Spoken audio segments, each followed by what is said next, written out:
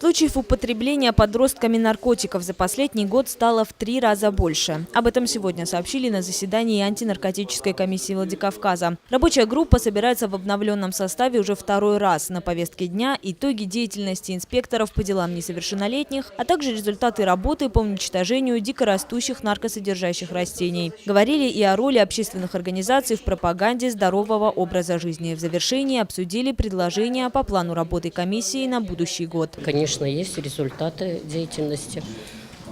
Как раз о них мы и будем говорить, но результаты это хорошо, но больше, на мой взгляд и на наш взгляд комиссии, надо говорить о проблемах и о путях решения этих проблем.